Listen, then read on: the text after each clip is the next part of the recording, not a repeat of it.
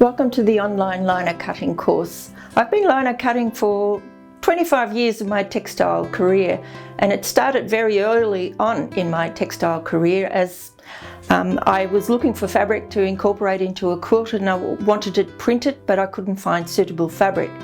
At the time I was doing a small course, and one of the people in the course was a lino printer on paper. And in the course of conversation I said to her, "Do you think I can print with lino onto fabric?" And she said, "Of course you can. You just have to keep in mind that you're printing on fabric. It's a little bit different than printing on paper." So I went home all enthused and made my first lino cut, which was of a numbat.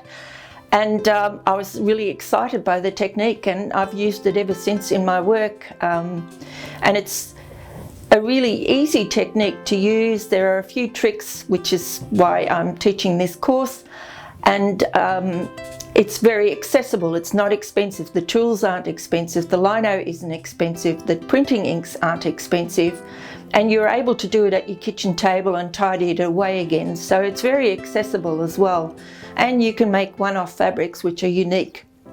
So I just wanted to show you some of the lino cuts I've made over the year. This one was inspired by the bushfires earlier this year, a bush Madonna. So I've printed my fabric and then I embellish with stitch. So often they're standalone images that I've incorporated in this way.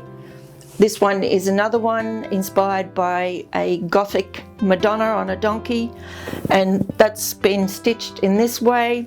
I've done Banksias. I've also done fish scenes that I've then stitched by machine. So I will walk you through the process of lino cutting on fabric, and we'll begin by looking at workbook and inspiration, how to translate inspiration. We'll have a good look at tools and equipment that you need for the lino cutting process. We'll look at how you create the design and then transfer it onto the lino. And then we'll look at how you cut the lino and the different strokes that you can make. We'll look at printing it onto the fabric, and then we'll do a couple of variations to achieve different results. And I will see you in stage 1, workbook, inspiration and play.